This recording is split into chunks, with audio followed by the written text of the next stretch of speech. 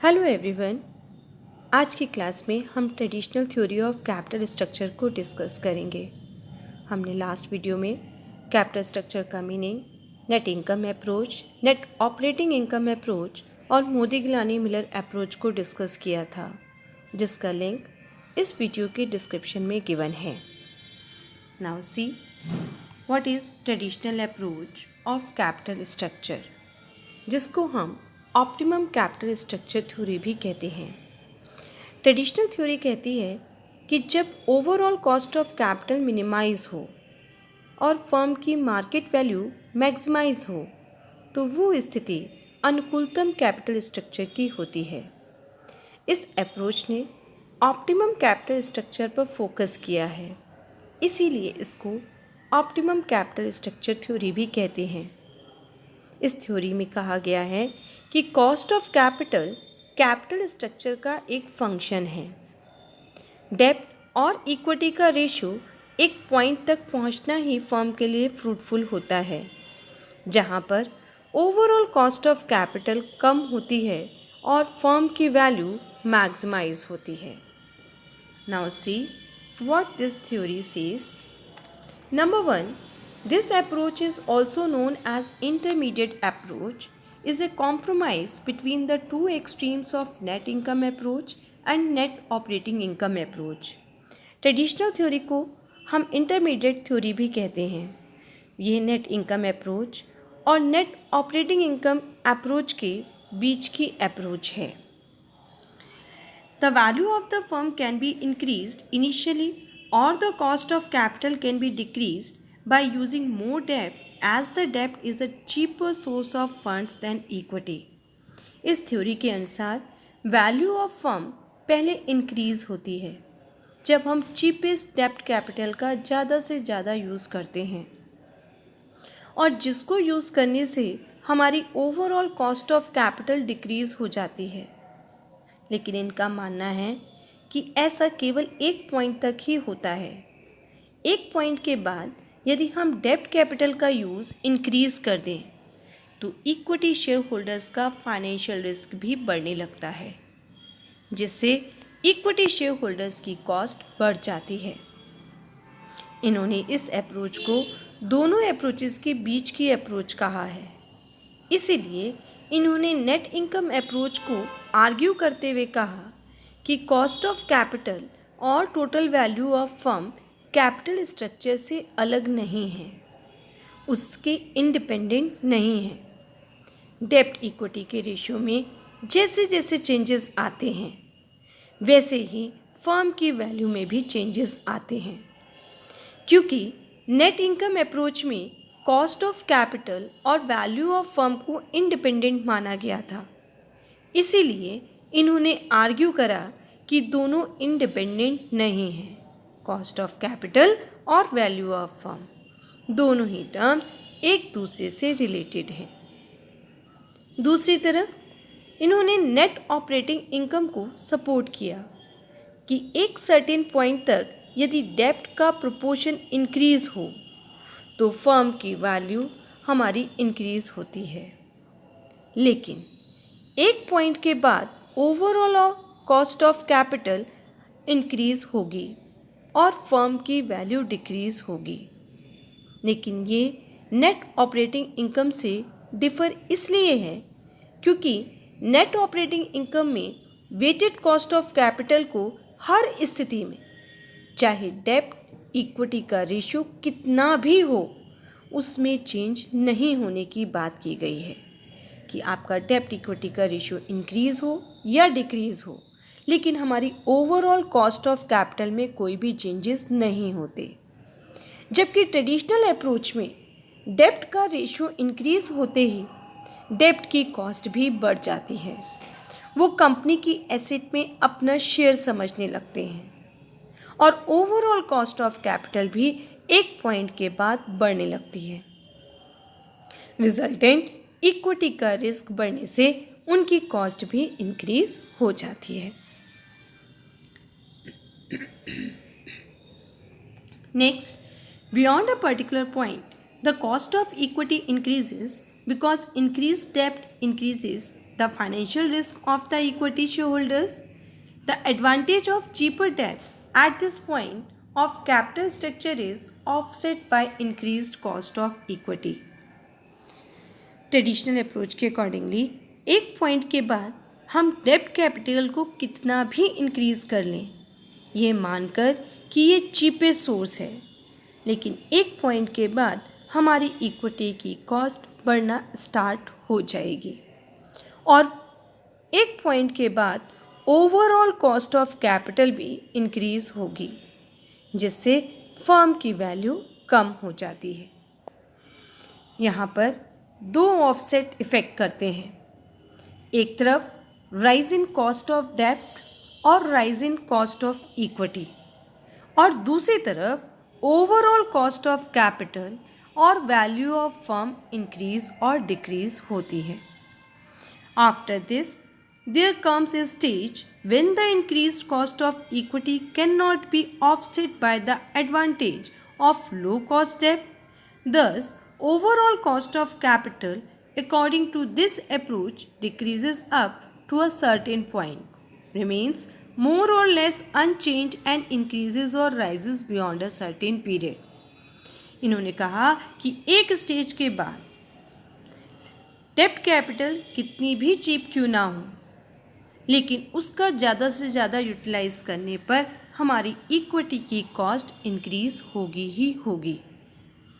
एक तरफ हमारी डेब्ट की कॉस्ट और इक्विटी की कॉस्ट बढ़ती है और दूसरी तरफ हमारी ओवरऑल कॉस्ट ऑफ कैपिटल और वैल्यू ऑफ फर्म इंक्रीज़ या डिक्रीज़ होती है। तो इस अप्रोच के accordingly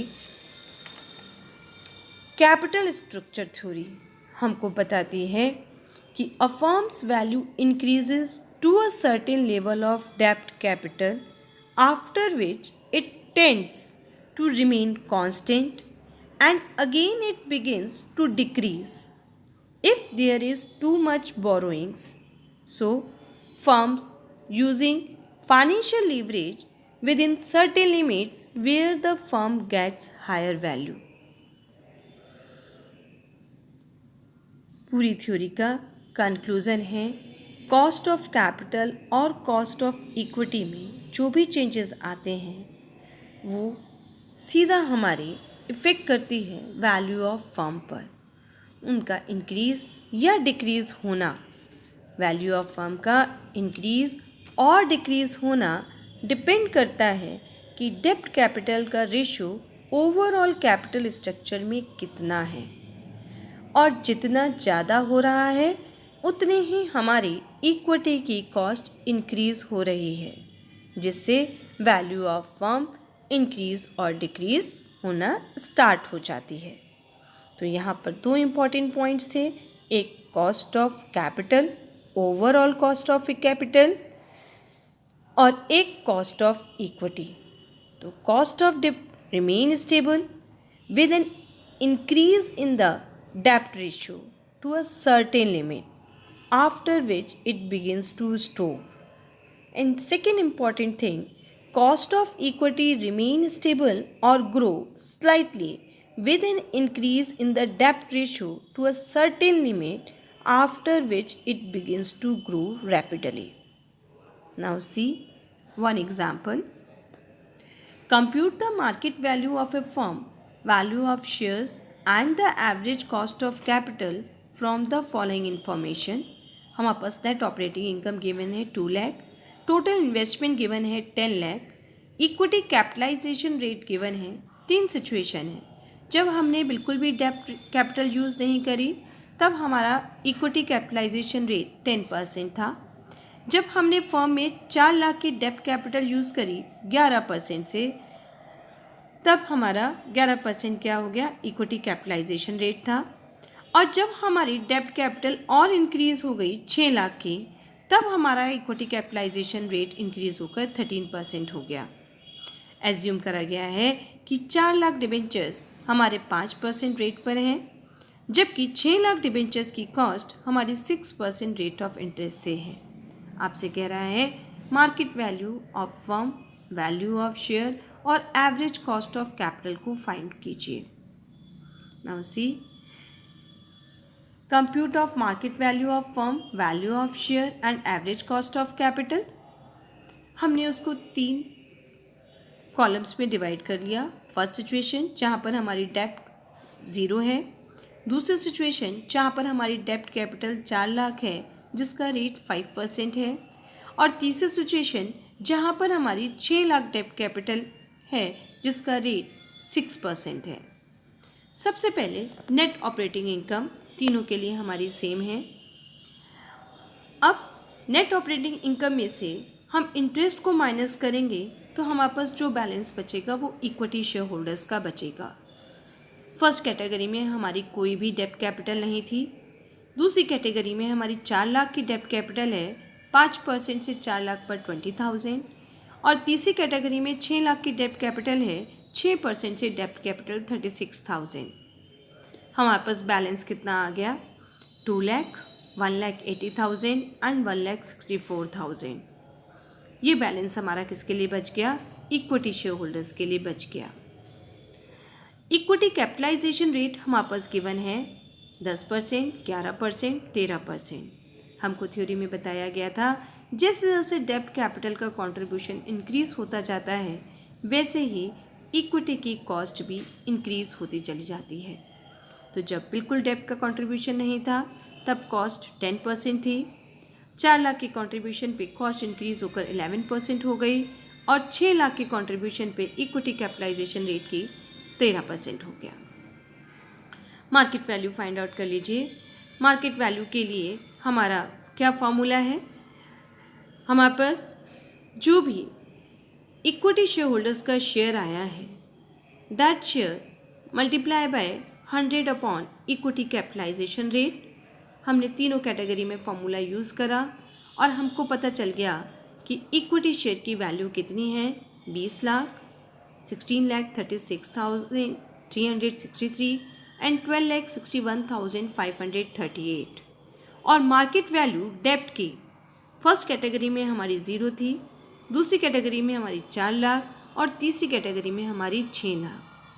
now we want total value of the firm जिसको हम S प्लस B से मेंशन करते हैं। तो S plus B equal to 20 lakh. Second situation में E जो भी इक्विटी शेयर्स का हमारा वैल्यू आई थी वो, और B जो हमारी डेब्ट कैपिटल का शेयर था that is 4 lakh, 20,36,363। Similarly in a third situation डेब्ट कैपिटल का रेशियो हमारा कितना था? 6 लाख, और इक्विटी शेयर कैपिटल का हमने रेशियो निकाल लिया था, उनको ऐड कर दिया तो टोटल वैल्यू ऑफ फर्म आ गई हमारी 18,61,538। और थर्ड हमसे पूछ रहा था ओवरऑल कॉस्ट ऑफ कैपिटल, जिसको हमें थ्योरी के हिसाब से प्रूफ भी करना है कि थ्योरी में कहा गया है कि जैसे जैसे डेब्ट कैपिटल हमारी इंक्रीज होती है तो एक पॉइंट तक तो कॉस्ट ऑफ कैपिटल हमारा सेम या बहुत लाइटर सा ग्रो करता है या डिक्रीज़ हो जाता है, लेकिन अगर उस पॉइंट से ज़्यादा हम डेब्ट कैपिटल का यूज़ करें तो हमारी overall cost of capital increase होने लगती है। तो एवरेज कॉस्ट ऑफ कैपिटल के लिए हमारा फॉर्मूला होता है NOI divided by value of firm multiply by 100। तो NOI हमारी कितनी थी? 2 lakh divided by 20 lakh upon 100 हमारी कितनी आ गई? 10%। जब हमने डेब्ट कैपिटल को और यूटिलाइज करा, 4 लाख का यूटिलाइजेशन किया, तब हमारी overall cost of capital decrease होकर 9.8% हो गई। लेकिन जब डेब्ट कैपिटल का यूज़ हमने और इंक्रीज कर दिया, 4 लाख से 6 लाख कर दिया, तो रिजल्टेंट हमारी डेब्ट कैपिटल की कॉस्ट भी बढ़ गई और उसका result overall cost of capital पे आया, कितनी हो गई? 10.7%।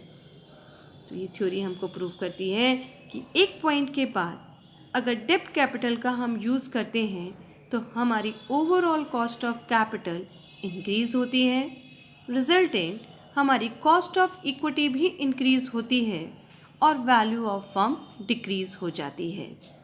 सो too much use of debt would increase overall cost of capital and the value of company would also decline. Thank you, students.